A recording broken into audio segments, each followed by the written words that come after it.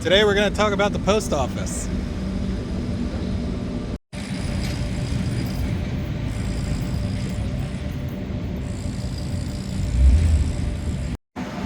Here's the Ben Franklin Post Office,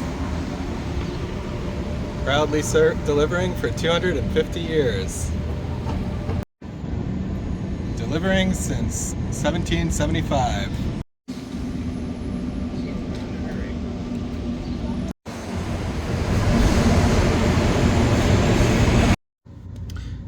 In his letter to James Warren on the 26th of July, 1775, John Adams wrote,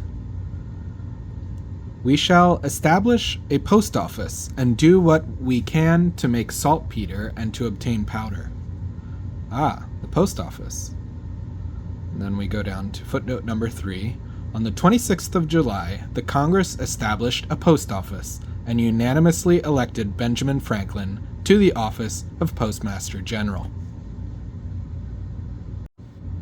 And here we have an editorial note on the founding of the post office, 26th of July, 1775. One of the first institutions to suffer from the colonists' rising hostility to Britain was the Royal Post Office. As early as 1773, enterprising post riders in New England were establishing routes of their own in defiance of the law. Quote, "It is next to impossible to put a stop to this practice," end quote, wrote a new Surveyor General. Quote, "In the present universal opposition to everything connected with Great Britain. Were any deputy postmaster to do his duty and make a stir in such matter, he would draw on himself the odium of his neighbors, and be marked as the friend of slavery and oppression and a declared enemy to America," end quote.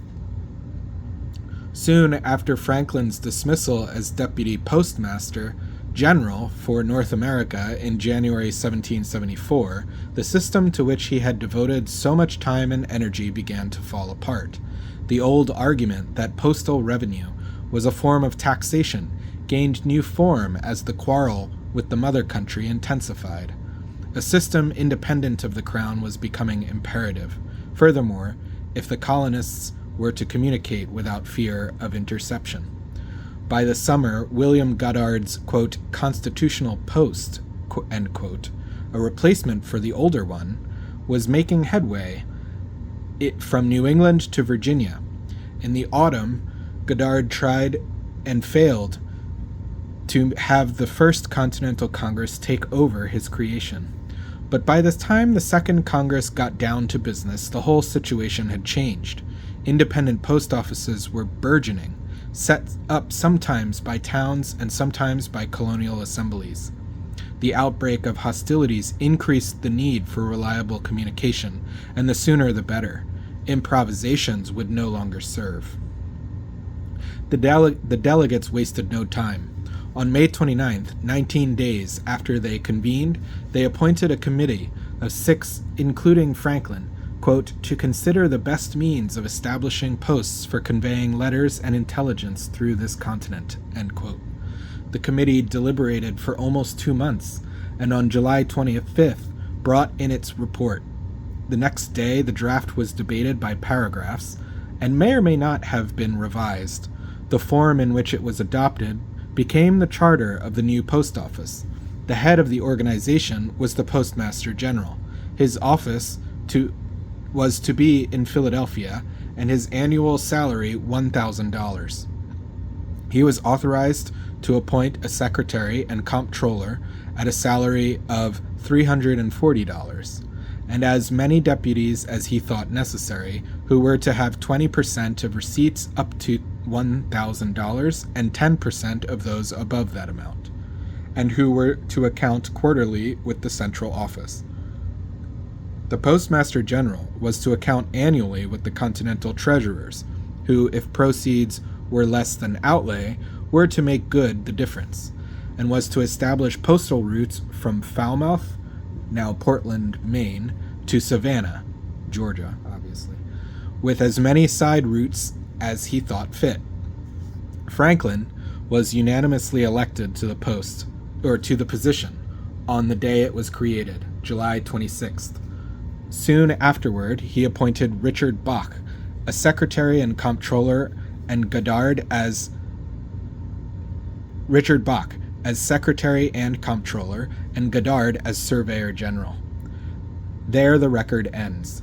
The crucial report from Franklin's committee has disappeared. Neither his correspondence nor that of other delegates says anything about how the report was compiled or about the ensuing debate on it. All that remains is the bare outline of the actions Congress took. The same silence covers Franklin's activities during his term of office. Almost no evidence about them survives, and the little that does is trivial. 6 commissions as postmasters over his signature, a letter from Bach as his deputy asking a local committee to nominate to the office, expenses of 1 journey to Perth Amboy on postal business. The question of whether the new system was primarily Franklin's creation or his subordinates seems to be unanswerable. The post office was one of the solid achievements of the period, and the one about which the least is known. In the footnotes, there is this one. Footnote number 6 is kind of interesting.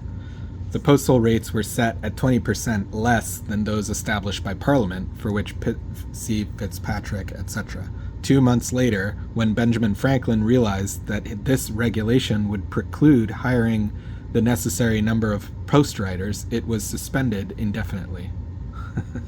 Okay. Benjamin Franklin devoted his salary to helping disabled veterans. So that's it for today. If you enjoyed this brief editorial note about the founding of the post office and enjoy reading these sorts of letters in general, please give a like and a subscribe, and I'll see you tomorrow. Bye.